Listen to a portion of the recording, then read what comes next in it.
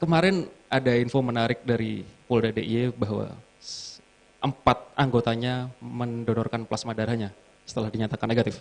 Iya. Pasca positif COVID ya, begitu. Bisa diceritakan Pak detailnya? Seperti apa sih Pak itu donor plasma dan bagaimana mereka melakukannya? Iya.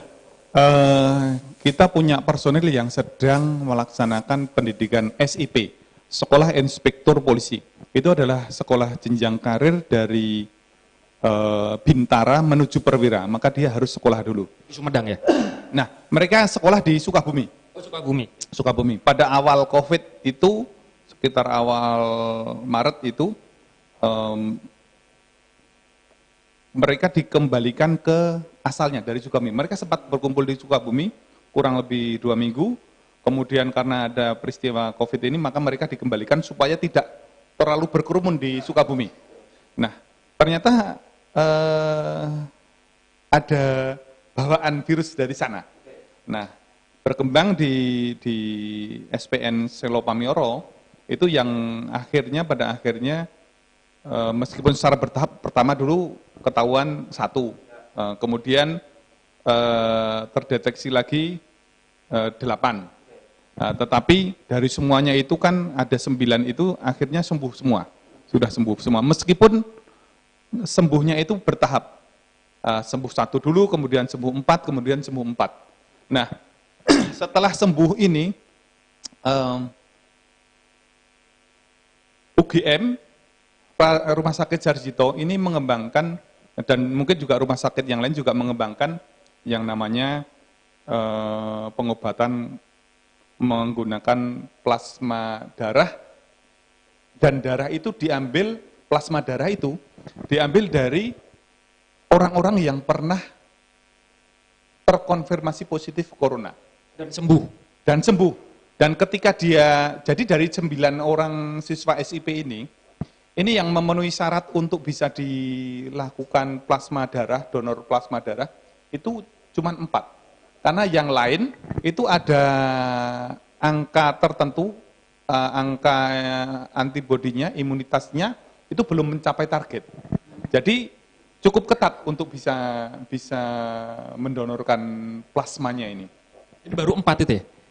Ya, Dari kalau polisi baru 4 dari 9 yang terkonfirmasi positif baru 4. Kalau Sarjito sendiri itu baru mengambil plasma darahnya, kalau tidak salah waktu itu pada saat hari itu diambil itu polisi itu orang ke-6 kalau nggak salah.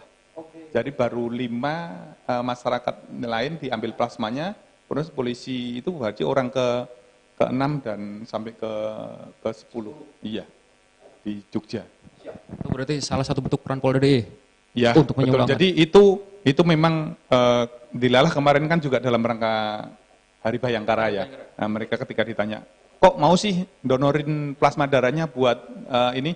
Ya, ini sebagai pengabdian kami, sebagai sumbangsih kami dalam rangka Hari Bayangkara.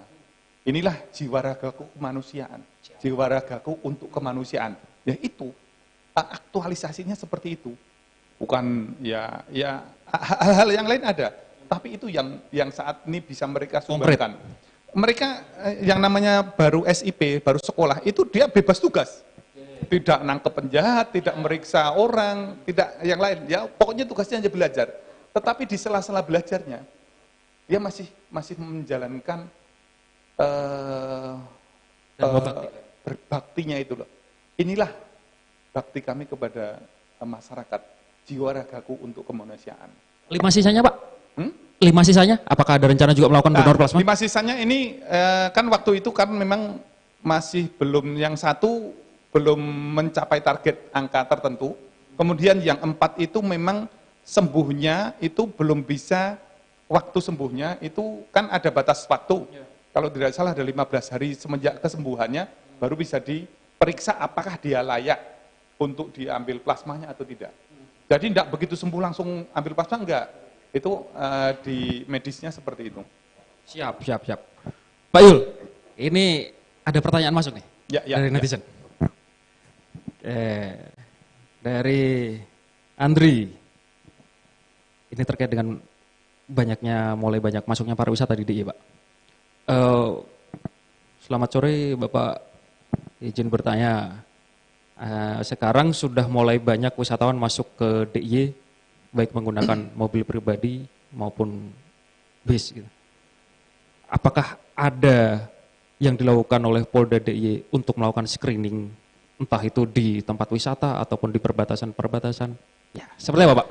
Ya, jadi begini, memang beberapa waktu lalu kan memang pemerintah sudah menggelurakan bahwa silahkan sektor wisata mulai dibuka. Artinya kita juga sudah diperintahkan dari Mabes Polri untuk melakukan supervisi. Bukan terus kami berada di setiap objek wisata untuk melakukan screening, tidak. Berapa tenaga yang dibutuhkan untuk sekian banyak, kan habis tenaga ya. Nah, makanya kita melakukan supervisi bersama gugus tugas. Gugus tugas ketika misalnya Parangtritis, Pantai Parangtritis mau buka, nah gugus tugas mesti memastikan prosedurnya sudah dilalui belum untuk pengelola wisata membuka wisatanya. Seperti Prambanan. Prambanan ketika dia mau buka, juga disimulasikan bagaimana orang ngantri tiketnya, bagaimana masuknya, berapa banyak di dalam yang bisa masuk. Artinya ada pembatasan-pembatasan. Nah, hal-hal seperti inilah yang dilakukan, disupervisi oleh gugus tugas. Di antaranya adalah Polda. Termasuk kemarin juga ada hal yang menarik. Dari asosiasi penyelenggara mantenan, pengantin. Itu WO. Ya. Itu mereka melakukan supervisi mantenan di salah satu gedung di Jogja ini.